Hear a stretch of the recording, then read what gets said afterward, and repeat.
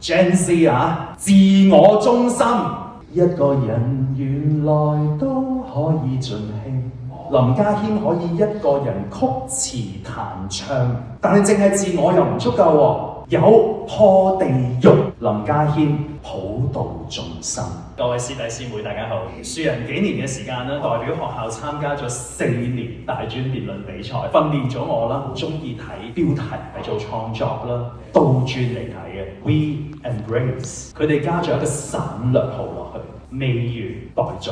同各位同學咧有一種緣分喎，一次生兩次熟，3次大結局，見到3次已經係好深刻嘅緣分嚟。第3屆嘅學生大使，我第4次見到你哋啦，睇到你哋嘅努力，睇到你哋嘅成長啦。有啲緣分會讓我見到你第5次喎。上年我喺一間物業管理公司做演說技巧培訓，一開門係我哋第2屆學生大使去做實習生，客戶同我講：你呢個學生好好喎，好有禮貌，做嘢好有條理。我好開心，就正係嗰個省略號。2006年我嘅任務未完嘅，未完待續。20年前呢，我都算係樹人一個細細地嘅招牌。20年之後，我繼續省靚你哋每一塊招牌。呢一種傳承嘅精神唔係我研發出嚟㗎。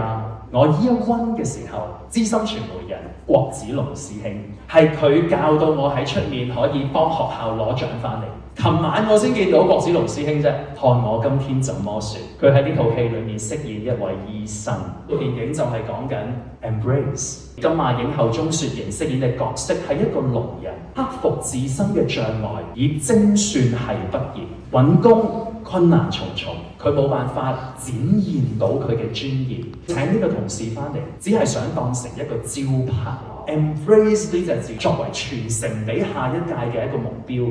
我哋多啲理解、傾偈、認識、尊重、擁抱共融，做好我哋自己。讓 Embrace 唔係一句口號，我哋今天怎麼做 ？We 傳播嘅世界慢慢從我哋變咗我，好唔好㗎？